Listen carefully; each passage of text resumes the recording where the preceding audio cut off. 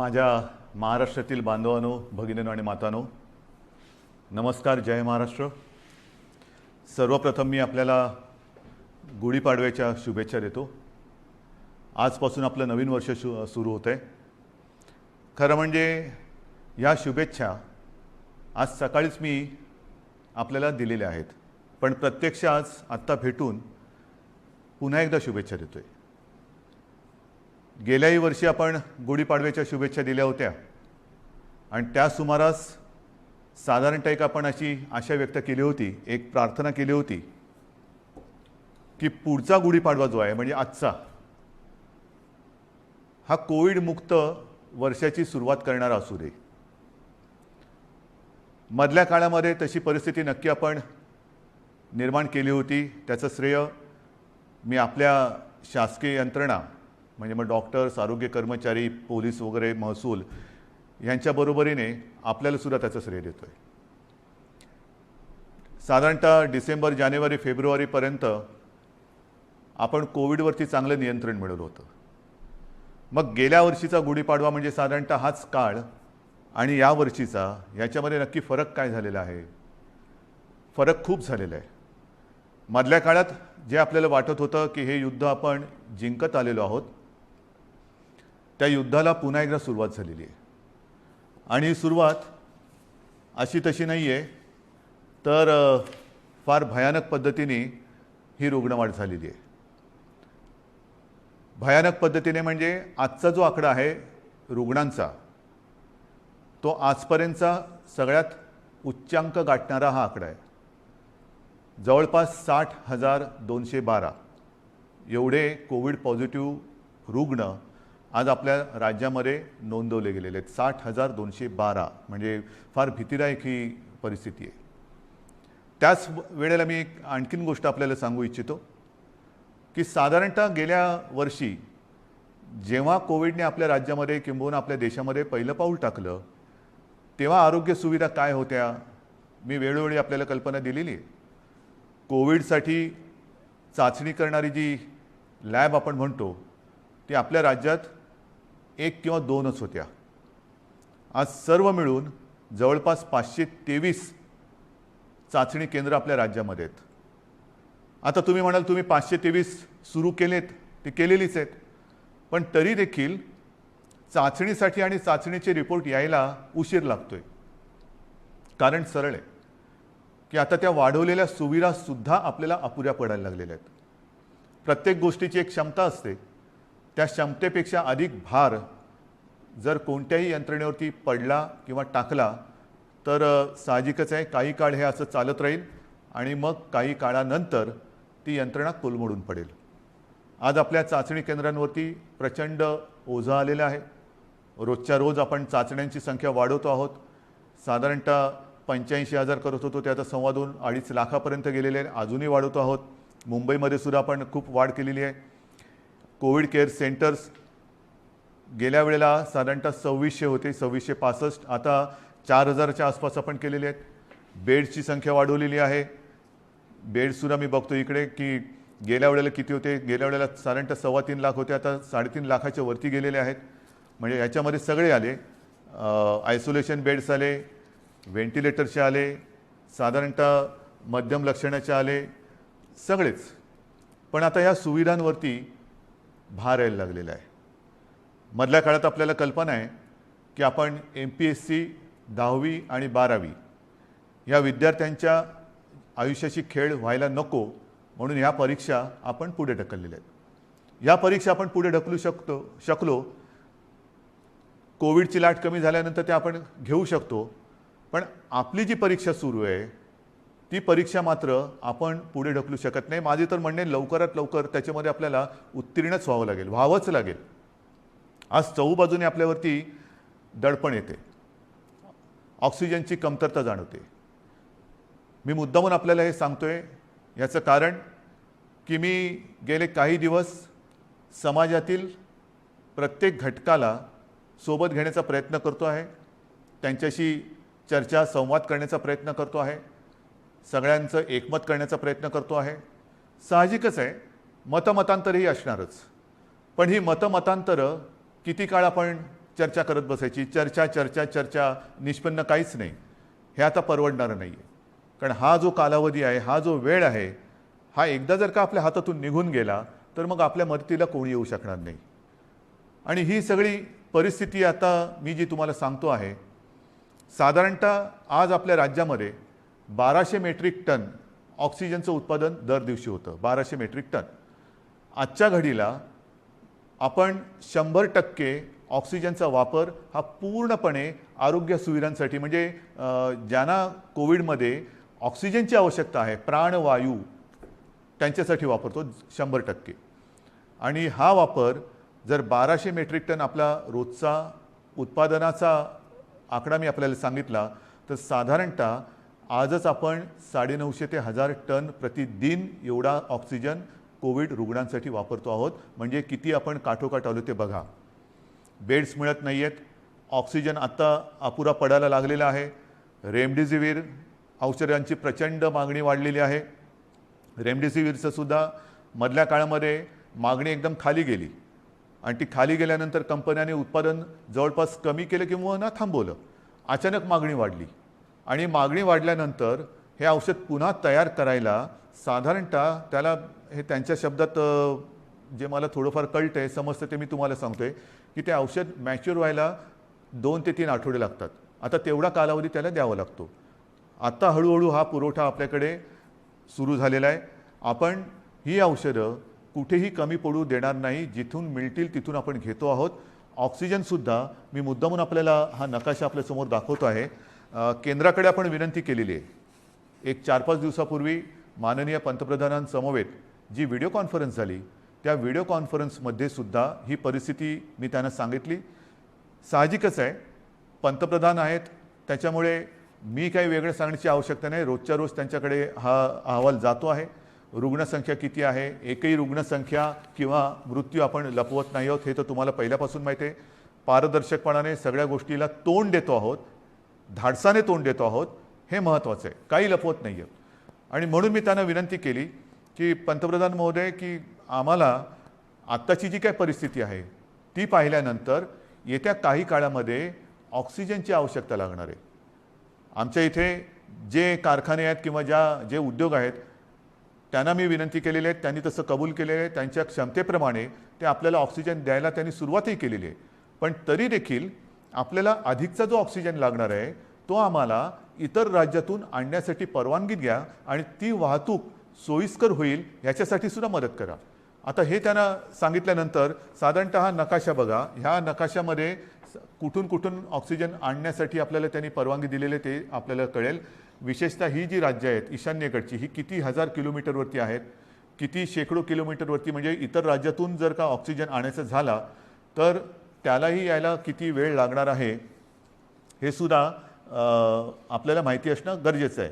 म्हणजे हा एकदम शेवटचा जो आहे पश्चिम बंगालमधला आहे, तो 1300 किलोमीटरवरती. म्हणजे असे खूप काही शेकड्यापासून, म्हणजे काही आपल्या राज्यात आहेत, परंतु इतर राज्यांमध्ये सुद्धा जे कारखाने किंवा ऑक्सिजन उत्पादक आहेत त्यांच्याकडनं आपल्याकडे ऑक्सिजन यायला रस्त्याने आणि रोजचा किती येणार, किती आणणार, सुरळीत पुरवठा आपल्याला पाहिजे. आणि त्याच्यासाठी मी माननीय पंतप्रधानांना काही विनंत्या करतो आहे. त्या बाकीच्या तर मी आपल्याकडे सांगतोच, पण एक विनंती मी त्यांना करतो आहे, ज्याच्याबद्दल मी अधिकृत पत्र पण लिहितो आहे, की ही रस्त्याने आता ऑक्सिजन आणेपर्यंत आमच्याकडे फार विचित्र परिस्थिती निर्माण झालेली आहे. मला कल्पना नाही असं करता येणं शक्य आहे का. असेल तर आपल्याला लष्करी तज्ज्ञांची मदत घेऊन जर हवाई वाहतुकीने आमच्याकडे ऑक्सिजन आणू शकलो आपण आणि आणू शकत असू तर कृपा करून आम्हाला नुसती परवानगी नाही तर एअरफोर्सला सांगून आम्हाला मदत करायचे तसे आदेश द्या. एवढी निकड आता आपल्याला ऑक्सिजनची लागलेली आहे. कारण तुम्हाला मी हा नकाशा दाखवला. आपल्याकडनं टँकर जाणार, तिकडनं ते भरणार, त्याच्याकडनं ते आपल्याकडे येणार. कदाचित तिथे जरी टँकर्स मिळाले तरी तिथे ते टँकर भरले जाणार आणि आपल्याकडे येणार. पुन्हा इकडे आणून एका वेळेला किती आणणार, आणखीन ऑक्सिजन लागणार. मग रोजची ही वाहतूक आपल्याला सुरू ठेवावी लागणार. रोज आपल्याला ऑक्सिजनचा हा पुरवठा लागणार आहे, रोज आपल्याला रेमडेसिवीरचा पुरवठा लागणार आहे. आणि ही सगळी परिस्थिती बघितल्यानंतर मग मात्र आपल्याला ही आपत्कालीन परिस्थिती आहेच ही धरून हवाई वाहतुकीने लष्कराच्या मदतीने सुद्धा जर करता येणं शक्य असेल तर कृपा करून तशी मदत आम्हाला करावी अशी विनंती मी आपल्या माध्यमातून सुद्धा म्हणजे आता या फेसबुक लाईव्हच्या माध्यमातून आणि मी स्वतः व्यक्तिगत फोनही करीन आणि पत्रसुद्धा लिहितोय. तर ही एक मागणी आहे. तसंच आणखीन एक दोन मागण्या ज्या मला काही वर्गाने केलेल्या आहेत त्यासुद्धा मी वाचूनच दाखवतो की साधारणतः मार्च महिन्यामध्ये GSTचा परतावा दाखल करण्याची मुदत असते. ती मुदत लघु आणि मध्यम उद्योजकांसाठी आणखीन 3 महिन्यांनी वाढवावी अशी मी विनंती माननीय पंतप्रधानांना करतोय की आता हे सगळे संकटातच आहोत आपण. हे संकट ही आपत्ती आहे. या आपत्तीमध्ये आपणच यांना सांभाळून घ्यायला पाहिजे. कारण इतर वेळेला अर्थचक्र चालवणारी हीच लोक आहेत. धंदे राहिले पाहिजेत, रोजीरोटी राहिली पाहिजे, नाहीतर मग जगायचं कशासाठी. तर त्यांना थोडासा एक आधार देण्यासाठी GSTचा जो एक परतावा आहे तो त्याला 3 महिन्यांनी तरी किमान मुदतवाढ द्यावी अशी मी माननीय पंतप्रधानांना विनंती करतो आहे. नंतर जसे आपण बघत असतो की भूकंप होतो, काही वेळेला अतिवृष्टी होते, पूर येतो, मग ती नैसर्गिक आपत्ती आपण जाहीर करतो. नैसर्गिक आपत्ती जाहीर केल्यानंतर मग त्याच्यामधले जे काही निकष असतात त्या निकषच्या अनुषंगाने आपण वैयक्तिक मदत ही करत असतो. तर ही सुद्धा एक नैसर्गिक आपत्ती आहे, ती तर आपण सगळ्यांनीच मानलेली आहे. पण ह्या नैसर्गिक आपत्तीमध्ये जसं इतर नैसर्गिक आपत्तीमध्ये जे निकष आपण लावतो आणि विशेषतः ज्यांची रोजीरोटी ही ह्याच्यामध्ये थोडीशी हल्लेली आहे म्हणा किंबहुना जाण्याची शक्यता निर्माण झालेली आहे, त्यांच्या रोजीरोटीवरती गदा किंबहुना संकटात सापडलेली आहे, अशा लोकांना व्यक्तिगत मदत आपण काय करू शकतो ती मदतसुद्धा द्यावी अशी मी माननीय पंतप्रधानांकडे विनंती करतो आहे. याचं कारण असं की ही आपत्ती ही फार विचित्र आहे.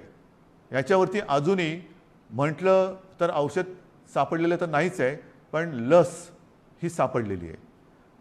माननीय पंतप्रधानांनी सांगितलं की 11 ते 14 तारखेपर्यंत टीका महोत्सव करा. आहे माझं तर म्हणणं केवळ 4च दिवस नाही, आमच्याकडे आम्ही लसीकरणाचा वेग हा मोठ्या प्रमाणावरती वाढवलेला आहे. पुन्हा मी त्या लस किती मिळते आणि किती ह्या राजकारणात जाऊ इच्छित नाही, पण लसीकरण हे वाढवावंच लागेल. लसीकरण का वाढवायचं तर लसीकरण केल्यानंतर ह्या लाटेतून बाहेर पडू का नाही, कारण लस दिल्यानंतर सुद्धा प्रतिकारक शक्ती यायला काही दिवस जावे लागतात. नक्कीच आत्ताची लाट ही प्रचंड मोठी आहे. या लाटेतून आपल्याला काही गोष्टी मी पुढे सांगणार आहेत त्या करूनच बाहेर पडावं लागेल. परंतु लसीकरण एवढ्यासाठी की लसीकरण केल्यानंतर तिसरी लाट, कारण जगामध्ये आता तिसरी लाट, चौथी लाट, पाचवी लाट ह्या अशा लाटामागून लाटा ह्या येत आहेत, हा अनुभव आहे. जसं ब्रिटननी काय केलं, 2.5 ते 3 महिने अत्यंत कडक निर्बंध लावले, लॉकडाऊन केला. पण दरम्यानच्या काळामध्ये त्यांनी संपूर्ण जनतेला, जवळपास काही टक्के जनता त्यांनी आता कव्हर केली, 50%हून जास्त झाली असेल जनतेला, त्यांनी वॅक्सिनेशनच्या माध्यमातून एक सुरक्षित केलं. लसीचा पहिला डोस देऊन टाकला आणि तो दिल्यानंतर आत्ताचं तिथलं जे चित्र आहे, हॉस्पिटलायझेशन बरंचसं कमी झालेलं आहे, मृत्यूदर हा घटलेला आहे. मग त्याच दिशेने त्याच मार्गाने आपल्याला देखील जावं लागेल. आपल्याला येत्या काही काळात भरपूर प्रमाणामध्ये लसीकरण वाढवावं लागेल की जेणेकरून पुढची लाट आपण कदाचित थोपवू नाही शकणार, पण तिचा वेग हा मंदावू शकू. म्हणजे पहिली लाट आता जर का बघितलं आपण पाठीवळून बघताना, तर ह्या लाटेच्या तुलनेत ती लाट काहीच नव्हती. एवढी प्रचंड मोठी ही लाट आहे. अजूनही आपण पीकच्या जवळ गेलो आहोत की नाही कळायला मार्ग नाही आहे. रोजची रुग्णसंख्या वाढते आहे की कुठपर्यंत वाढेल सांगता येत नाही. एक वेगळेपण मी आपल्याला सांगतो की गेल्या वर्षीसुद्धा जेव्हा कोविडची सुरुवात झाली तेव्हा साधारणतः आपण एक चित्र समोर ठेवत असतो की आज एवढी रुग्णसंख्या आहे तर 15 दिवसानंतर रुग्णसंख्येत किती वाढ होईल, रुग्णवाढ किती होईल, महिन्याभरानंतर रुग्णवाढ किती होईल, आणखीन अशीच रुग्णवाढ राहिली, हाच वेग राहिला तर किती दिवसात किती रुग्णवाढ होईल. आणि मी आपल्याला सांगू इच्छितो, गेल्या वर्षी केवळ आपल्या आणि आपल्याच जिद्दीमुळे आणि आपल्या संयमाने, आपल्या सहकार्यामुळे जे काही चित्र आपल्याला दाखवलं गेलं होतं तेवढी लाट आपण येऊ दिली नव्हती. त्यापेक्षा कितीतरी खाली आपण कोविडला ठेवला होता. म्हणजेच काय, आपण एकदा हे करून दाखवलेलं आहे. होय, एकदा आपण हे करून दाखवलेलं आहे, कोविडवरती नियंत्रण मिळवून दाखवलेलं आहे. मात्र यावेळीची जी लाट आहे ती लाट आणि जे काही चित्र समोर रुग्णवाढीचं ठेवलं जाते ते जवळपास येते. म्हणजे जी अपेक्षित रुग्णवाढ 15 दिवसांनी किती होईल, महिनाभरानंतर किती होईल, हे जे काय सांगितलं जाते ते चित्र हे यावेळेचं जवळपास सारखं आहे. गेल्या वेळेला जेवढी आपण आरोग्य सुविधा वाढवली ही आरोग्य सुविधा नाही म्हटलं तरी तोकडी पडताना आपल्याला आता दिसते, आपण अनुभवतो आहोत. पण म्हणून आपण काही स्वस्थ नाही बसलेलो, आपण हातपाय गाळून अजिबात बसलेलो नाही, बसणारच नाही. जिद्दीने आपण लढणार आणि जिंकणारच, जिंकायचंच ही जिद्द घेऊनच आपण युद्ध लढतो आहोत. आज सुद्धा मी जे काय आपल्याला सांगणार आहे ते का पाहिजे. एक तर ही रुग्णवाढ भयावह आहे, भीतीदायक आहे. ऑक्सिजनचा उपयोग आपल्याला जास्त करावा लागतोय कारण तेवढी रुग्णसंख्या वाढते. ऑक्सिजनची कमतरता ही आता जाणवायला लागलेली आहे, औषधांची कमतरता ही जाणवायला लागलेली आहे, रुग्णशय्यांची कमतरता ही आता दिसायला लागलेली आहे. आपण येत्या काळामध्ये पुन्हा एकदा आरोग्य सुविधा आणखीन वाढवतो आहोत. मुंबईत वाढवतोय, विदर्भात वाढवतोय, पुण्यात वाढवतोय, सगळीकडे वाढवतो आहोत. जिथे जिथे जे जे करता येणं शक्य असेल ते ते आपण सगळे मिळून करतो आहोत. मग तिकडे ऑक्सिजनचे बेड्स वाढवायची आवश्यकता असेल तर ते वाढवतो आहोत, व्हेंटिलेटर्स वाढवण्याची आवश्यकता असेल तर ते वाढवतो आहोत, आयसोलेशन बेड्स वाढवण्याची आवश्यकता असेल ते वाढवतो आहोत, क्वारंटाईन वाढवण्याची आवश्यकता असेल ते वाढवतो आहोत. पण हे एकतर्फी झालं. एकतर्फी म्हणजे असं की त्याला अजून दोन गोष्टी आहेत. ही आरोग्य सुविधा वाढवल्यानंतर प्रत्यक्ष उपचार करण्यासाठी आपल्याला डॉक्टर्स लागणार. डॉक्टर्ससाठी सुद्धा आपले प्रयत्न चालू आहेत. आत्ता नवीन जे विद्यार्थी आपले उत्तीर्ण झालेले आहेत त्यांना आपण आवाहन करतो आहोत की तुम्ही पण या. त्यांचीसुद्धा आपण आरोग्याची काळजी घेणार आहोत, त्यांनासुद्धा आपल्यासाठी आपल्यासोबत घेणार आहोत. त्याचबरोबरीने मी जसं गेल्या वर्षी एक आवाहन केलं होतं की निवृत्त झालेले काही डॉक्टर्स किंवा डॉक्टर कधी तसे निवृत्त होतच नाहीत, पण परिचारिका असतील, आरोग्य कर्मचारी असतील, त्यांनासुद्धा मी आवाहन करतो आहे की तुम्हीसुद्धा पुन्हा एकदा ह्या महाराष्ट्रावरती कोसळलेल्या नैसर्गिक संकटात मदतीला, नुसतं मदतीला नाही मी म्हणत, लढायला पुढे या, लढण्यासाठी पुढे या. सर्व स्वयंसेवी संस्था आहेत, सेवाभावी संस्था आहेत, व्यक्ती आहेत, त्यांनासुद्धा मी आवाहन करतो आहे की आता वेळ आलेली आहे, तुम्हीसुद्धा या. जे जे आपण करता येणं शक्य असेल आणि जे जे तुम्ही करू शकाल ते ते करण्यासाठी आणि हे युद्ध जिंकण्यासाठी तुम्ही सरकारच्या सोबत या. बांधवांनो आणि भगिनींनो, ही उणीधुणी काढण्याची वेळ नाही आहे.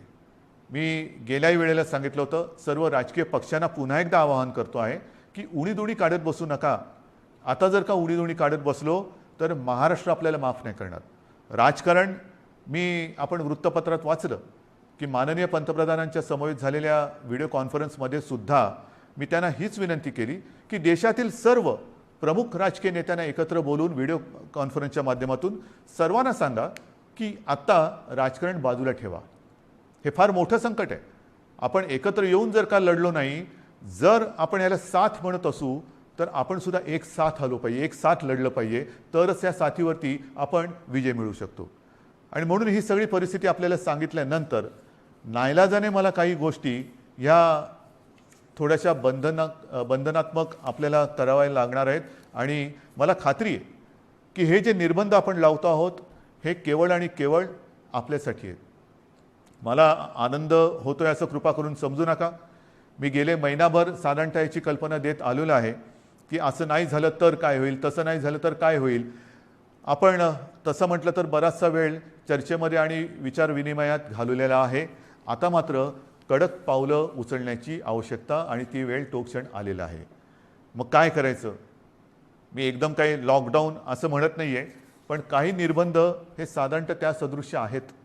कारण ही साखळी जर का तुटली नाही तर ही साखळी आपल्याला पूर्ण गुरफटून गुंबरवून टाकल्याशिवाय राहणार नाही.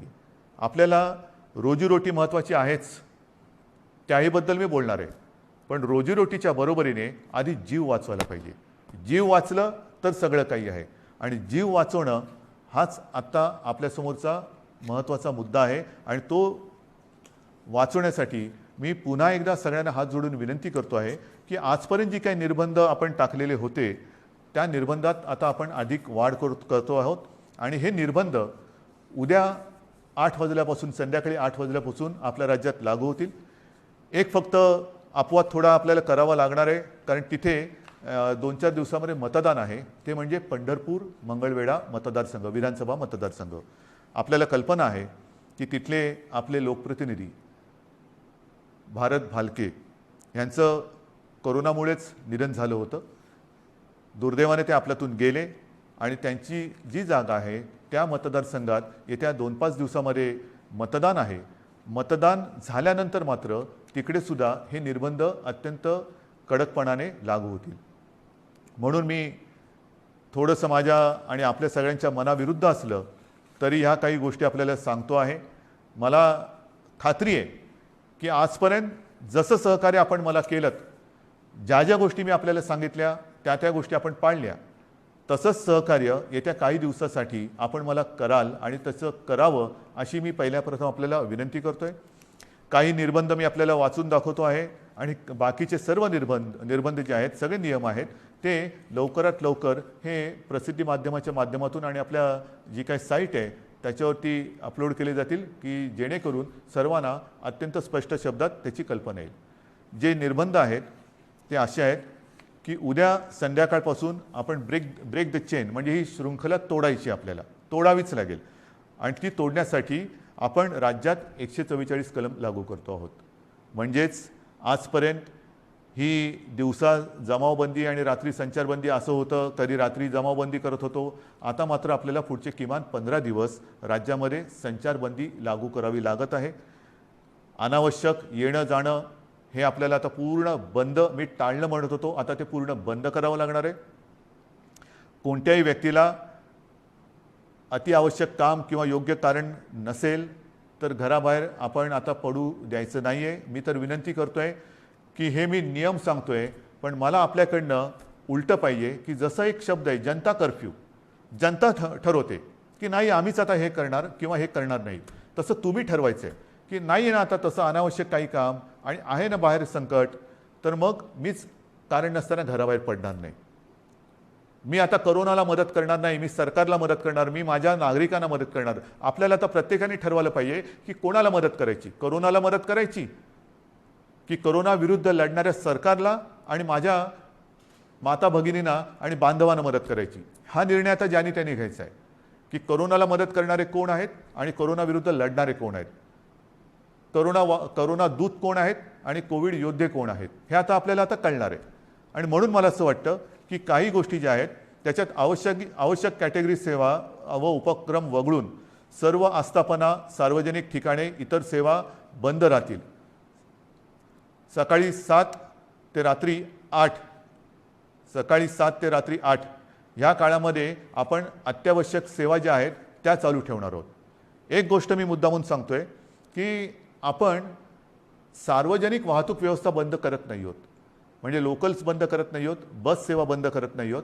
मात्र त्या केवळ आणि केवळ अतिआवश्यक कामासाठीच वापरल्या जातील. आणि त्यातून त्या चालू का ठेवतोय तर जीवनावश्यक सेवा सुविधा देणारा जो कर्मचारी वर्ग आहे त्याचं येणं जाणं, कारण त्या जर का बंद पडल्या म्हणजे पाणी आहे, आपले सफाई कामगार आहेत, त्यांना कुठेही तसं आपण सांगू शकत नाही वर्क फ्रॉम होम, घरी राहा आणि शहर स्वच्छ करा, घरी राहा आणि शहराचा पाणी पुरवठा सुरळीत ठेवा.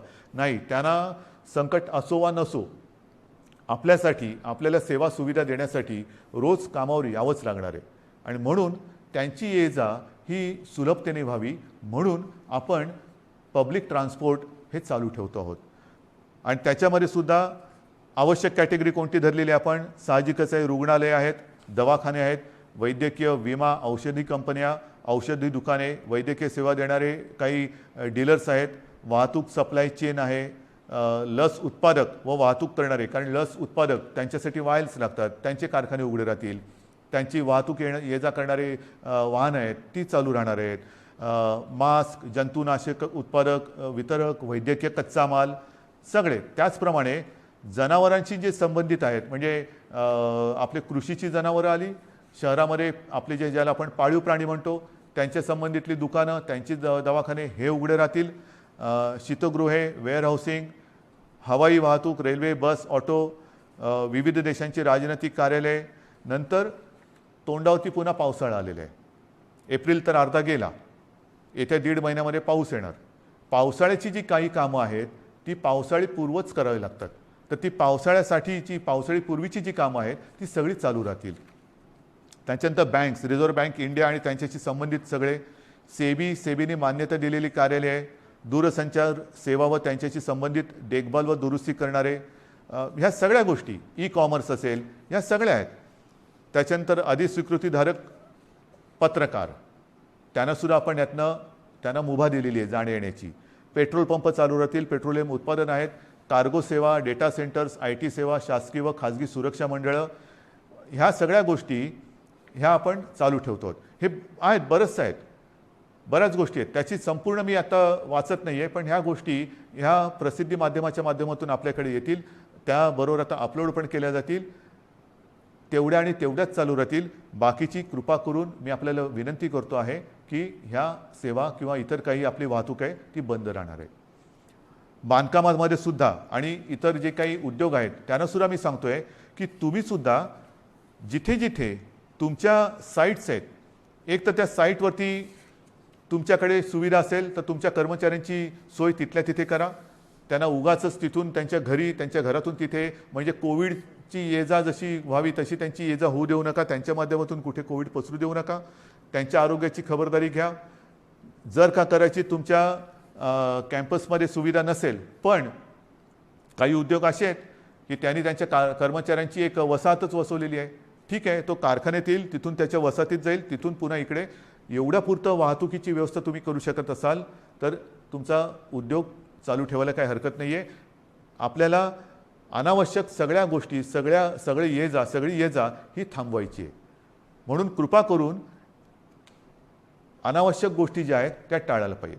आता हॉटेल्स, रेस्टॉरंट यांनासुद्धा आपण त्यांच्यावरती पूर्वीप्रमाणेच निर्बंध असतील आणि टेक अवे व होम डिलिव्हरी एवढंच करता येईल. कर्मचाऱ्यांना लसीकरण आता हे बंधनकारक आहे. रस्त्यावरच्या खाद्य विक्रेत्यांना सुद्धा त्यांना आपण का परवानगी देतोय की अनेक गोरगरीब असे आहेत की ज्यांच्याकडे एकेका खोलीत ते 5-5, 7-7, 8-8 लोक राहतात. एका खोलीत एवढे लोक राहतात, त्यांच्याकडे स्वयंपाकघराची सोय नाही. मग बाहेर त्यांना खावं लागतं आणि मग ते खाणार कुठे?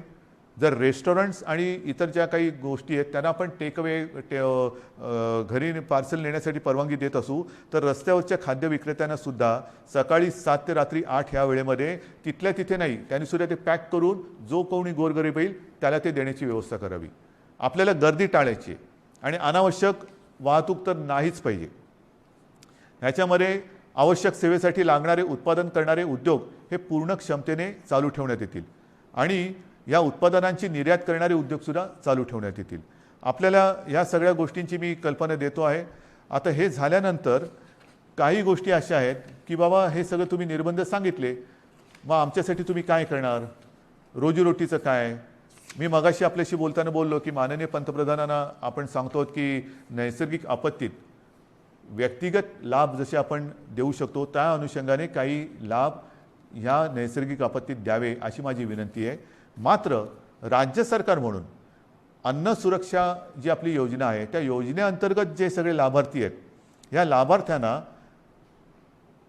प्रति व्यक्ती 3 किलो गहू आणि 2 किलो तांदूळ याप्रमाणे 1 महिना आपण आता मोफत धान्य देणार आहोत पुढच्या 1 महिन्यासाठी. म्हणजे कुठेही आपण त्यांची कदाचित रोजी ही मंदावली असेल पण रोटी थांबू देत नाही आहोत. त्यांच्यासाठी अन्नधान्याची व्यवस्था आपण करतो आहोत आणि याच्यामध्ये नोंद केलेले जे आपल्याकडे लाभार्थी आहेत त्यांची संख्या साधारणतः 7 कोटी आहेत. म्हणजे 7 कोटी जे आपले नागरिक आहेत ह्या वर्गात मोडणारे, त्यांना आपण पुढच्या महिन्यामध्ये, म्हणजे आजपासून जेव्हापासून ही बंधन उद्यापासून सुरू होतील, 1 महिना प्रत्येकी 3 किलो गहू आणि 2 किलो तांदूळ याप्रमाणे 1 महिना मोफत आपण धान्य देणार आहोत. तसंच आपल्याला सर्वांना कल्पना आहे, सरकार आल्यानंतर आपण 10 रुपयात शिवभोजन थाळी ही गोरगरिबांसाठी सुरू करण्याची योजना जाहीर केली.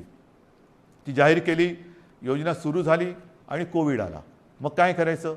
तर ही योजना कोविड आल्यानंतर आपण 10 रुपयाची जी एक शिवभोजन थाळी होती ती 5 रुपयावरती आणली आणि साधारणतः मी तोही आकडा सांगितलेला आहे, आतापर्यंत काही कोटी लोकांनी ह्या थाळीचा लाभ घेतलेला आहे. आता आपण ही शिवभोजन योजना जी आहे, ही जी थाळी आहे ती 10 रुपयाची थाळी आपण 5 रुपयात केली होती. आता पुढचा 1 महिना शिवभोजन आपण मोफत देणार आहोत. 2 लाख थाळ्या जवळपास आपण रोज देतो. ह्या 2 लाख थाळ्या म्हणजे हे शिवभोजन आपण हे मोफत देणार आहोत गोरगरिबांसाठी. म्हणजे सांगतात ना की तुम्ही लॉकडाऊन करताय पण रोजीरोटीचं काय, तर रोजी थोडीशी मंदावणार आहे. मी पुन्हा एकदा सांगतो, मला कल्पना आहे, पण रोटी कुठे आपण थांबू देत नाही.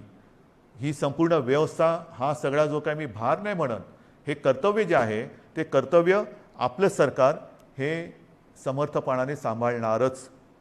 भार हा पडणार सरकारवरती, जसा तुमच्यावरती पडतोय तसा सरकारवरती पडतोय, पण सरकार हा आपल्या सगळ्यांच्या आशीर्वादाने भार सोसणार आणि सोसायला ते समर्थ आहे. त्याचप्रमाणे आणखीन काही योजना आहेत. मी आता हे वाचतो. संजय गांधी निराधार योजना, श्रावणबाळ आणि केंद्र पुरस्कृत इंदिरा गांधी राष्ट्रीय वृद्धापकाळ निवृत्ती वेतन योजना, इंदिरा गांधी राष्ट्रीय विधवा निवृत्ती वेतन, इंदिरा गांधी राष्ट्रीय दिव्यांग निवृत्ती वेतन योजना, या 5 योजनेतील लाभार्थ्यांना 2 महिन्यांकरता प्रत्येकी 1000 रुपये आर्थिक सहाय्य आपण आगाऊ देतो आहोत. म्हणजे आधी देतो आहोत, नंतर नाही, आत्ता आधी देतो आहोत. आणि ह्याचे साधारणतः लाभार्थी हे किमान 35 लाख आहेत. म्हणजे वरती मी जसं सांगितलं तुम्हाला की दारिद्र्य रेषेखालील कुटुंब आहेत, काही निराधार महिला आहेत, वयोवृद्ध आहेत, दिव्यांग आहेत, असंघटित क्षेत्रातील नागरिक आहेत, कामगार आहेत, रिक्षाचालक आहेत, आदिवासी समाज, यांच्यासाठी आपण 3 किलो गहू आणि 2 किलो तांदूळ ही योजना जाहीर केली. शिवभोजन आपण पुढचा महिनाभर मोफत देतो आहे. त्याच्यानंतर आता ह्या योजना, त्याच्यात जो 1000 रुपयांचा जो देणं असतं आपण ते आगाऊ देतो आहोत आणि त्याच्यात 35 लाख लोक आपण त्यांना एक नाही म्हटलं तरी आधार देतो आहोत. नंतर महाराष्ट्र इमारत व इमारत कामगार कल्याणकारी जे मंडळ आहे, त्या मंडळामध्ये राज्यातील नोंदणीकृत बांधकाम कामगार जे आहेत त्यांना 1500 रुपये, हे 1500 रुपये आपण अर्थसहाय्य देतोय प्रत्येकी. म्हणजे त्याच्यामध्ये साधारणतः 12 लाख पुन्हा लाभार्थी आहेत जे आपल्याकडे नोंदणीकृत आहेत. हे 1500 रुपये आपण त्या बांधकाम वर्गातील कामगारांना देतो आहे. घरेलू कामगार, आता हा एक वेगळा आपण हे करतोय. घरेलू कामगार जे नोंदणीकृत घरेलू कामगार आहेत त्यांच्यासाठी सुद्धा आपण एक निधी देतो आहोत. म्हणजे हा सुद्धा एक मोठा वर्ग आहे तसा, जो नोंदणीकृत आहे त्यांना आपण हा निधी देतो आहोत. त्याच्यानंतर आता पुन्हा तळहातावरती पोट, हे ज्यांचं आहे तोच हा वर्ग आहे. त्याच्यामध्ये आणखीन थोडा वर्ग बाकी आहे, तो म्हणजे अधिकृत फेरीवाले. अधिकृत फेरीवाले आहेत, या फेरीवाल्यांसुद्धा आपण एका वेळचे 1500 रुपये प्रत्येकी देतो आहोत. फेरीवाल्यांसाठी जे अधिकृत नोंदणीकृत आहेत फेरीवाले त्यांना देतो आहोत. आणि हे जे देणं आहे हे या फेरीवाल्यांची स्वनिधी योजनेत बँकांकडे नोंदणी असल्यामुळे बँकांमार्फत हे त्यांच्या बँकेत हा जो काही निधी आहे तो त्यांना हस्तांतरण दिलं. ह्याच्यामध्ये जवळपास 5 लाख लाभार्थी आहेत. तसंच आपले रिक्षाचालक आहेत, कारण सगळंच बंद केल्यानंतर रिक्षाचालकांनी काय करायचं, तर ह्याच्यामध्ये सुद्धा जे परवानाधारक रिक्षाचालक आहेत त्या रिक्षाचालकांना सुद्धा एका वेळेचं आपण 1500 रुपये हे देतो आहोत. आता याच्यामध्ये सुद्धा साधारणतः 12 लाख लाभार्थी आहेत. म्हणजे तुम्ही बघत जा, 7 कोटी, 35 लाख, 12 लाख, 5 लाख, 15 लाख, आपण जे जे करता येणं शक्य असेल ते करतो आहोत. माझ्या आदिवासी समाजासाठी सुद्धा खावटी योजनेचा लाभ घेत असलेल्या आदिवासी कुटुंबांना प्रति कुटुंब आपण एका वेळेचं 2000 रुपये हे आर्थिक सहाय्य देतो आहे. ह्याच्यामध्ये सुद्धा आता लाभार्थी 12 लाख आहेत. म्हणजे आपण जेवढं करता येणं शक्य असेल तेवढं करतो आहोत. हे आत्ताच्या घडीला हे आपण जे पटकन करता येणं शक्य आहे ते करतो आहोत. त्याच्यानंतर आता ह्या टाळेबंदी हा शब्द वापरायचा न वापरायचा, पण ही जे काही निर्बंध आहेत त्या काळामध्ये आपल्याला कोविडवरची उपाययोजना जी आहे त्याच्यामध्ये इतर काही सुविधा वाढवायच्या आहेत. त्याच्यानंतर औषधं खरेदी आली, व्हेंटिलेटर्स खरेदी करणं आलं, सुविधा आली, सुविधांची उभारणी आली, त्याच्यासाठी काही पैसे लागतात. तर त्याच्यासाठी आपल्या जिल्हाधिकारी त्यांना काही पैसे आपल्याला त्यांच्याकडे देऊन ठेवावे लागतात की तुम्हाला आवश्यकतेनुसार, कारण पटकन आता रुग्ण आला आणि काही गरज लागली तर विचारत बसायचं नाही, जे जे करता येणं आवश्यक आहे ते तिकडे करायचं. आणि त्यांच्यासाठी सुद्धा आपण साधारणतः 3300 कोटी फक्त आणि फक्त कोविडसाठी म्हणून बाजूला करून ठेवतो. म्हणजेच काय की आपण हा सगळा जर का एक आढावा घेतला तर ढोबळमानाने हे सगळं आपण करण्यासाठी जवळपास 5400 कोटी रुपये आपण हे विविध ज्याला आधार देतो म्हणतो, तुम्ही नुसती मदत नाही पण एक आधार देण्यासाठी आणि कोविड वाढू नये वाढलाच तर औषधोपचारासाठी सुविधांसाठी म्हणून आपण एवढा एक निधी बाजूला काढून ठेवतोय. आणि म्हणून मला असं वाटतं बांधवांनो आणि भगिनींनो, मी सगळी परिस्थिती आहे ही आपल्यासमोर ठेवलेली आहे. ऑक्सिजनची सुद्धा परिस्थिती आपल्याला सांगितलेली आहे, बिकट आहे. पुन्हा एकदा सांगतो, साधारणतः आपल्या राज्याची क्षमता ही 1200 मेट्रिक टन प्रतिदिनी उत्पादनाची आहे. आज जवळपास 950 मेट्रिक टनपर्यंतचा वापर ऑक्सिजनचा फक्त आणि फक्त कोविडग्रस्त रुग्णांना, ज्यांना ऑक्सिजनची आवश्यकता आहे, ज्यांचा श्वास घ्यायला त्यांना त्रास होतोय, ही कल्पनासुद्धा करणं अशक्य आहे, अवघड आहे की श्वास रोखला जातो म्हणजे काय होतंय, घुसमटणं म्हणजे काय आहे. त्यांचा श्वास मोकळा होण्यासाठी, त्यांचा श्वासोच्छ्वास परत नैसर्गिक होण्यासाठी म्हणून हा आपण ऑक्सिजन वापरतो आहोत. पण ह्याच संख्येने जर रुग्णवाढ होत राहिली तर हाताशी राहिलेला ऑक्सिजन हा येत्या काही दिवसात संपल्याशिवाय राहणार नाही. आजसुद्धा रोजची आपली रेमडेसिवीरची जी गरज आहे, किती वापर होतोय, सगळीकडनं मागणी होते, रेमडेसिवीर पाहिजे, रेमडेसिवीर पाहिजे. आपल्याला कल्पना आहे आपल्या राज्यात आजच्या दिवशी साधारणतः किती रेमडेसिवीर इंजेक्शन वापरले जातात? साधारणतः 40 ते 50 हजार, म्हणजे 40 ते 50 हजार सरासरी रोजची आजची आपली रेमडेसिवीर इंजेक्शनची ही मागणी आहे, गरज आहे. आता तुम्ही विचार करा, आजच्या घडीला रेमडेसिवीर थोडंसं कमी पडते, त्याची आपण हे करतोय, सोय केलेली आहे, येत्या काही दिवसात ते नियमित होईल. पण जर काही रुग्णसंख्या, रुग्णवाढ अशीच राहिली, याच पटीत वाढत राहिली तर येत्या काही दिवसामध्ये रेमडेसिवीरची आवश्यकता ही दुप्पट होणार आहे. म्हणजे जिकडे 50 हजार असेल तिकडे 1 लाख होणार आहे. 1 लाख म्हणजे अजून एवढीच रेमडेसिवीरची आवश्यकता आपल्याला आहे. हे सगळं मी अत्यंत प्रामाणिकपणाने आपल्यासमोर ठेवलेलं आहे. त्याच्यामध्ये कुठेही लपवाछपवी नाही, कुठेही अपारदर्शकता नाही.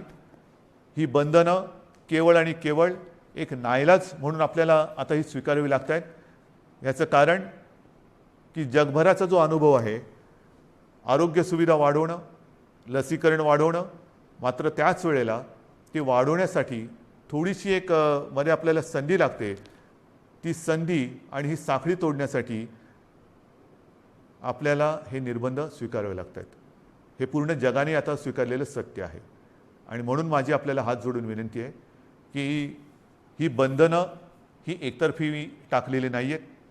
ही बंधनं टाकण्यामागे जो उद्देश आहे तो केवळ आणि केवळ प्राण वाचवणे हाच एक उद्देश आहे. आनंददायी ही परिस्थिती नाही आहे, घाबरण्यासारखं सुद्धा तसं नाही आहे, कारण आपण समर्थपणाने ह्याचा मुकाबला करतो आहोत.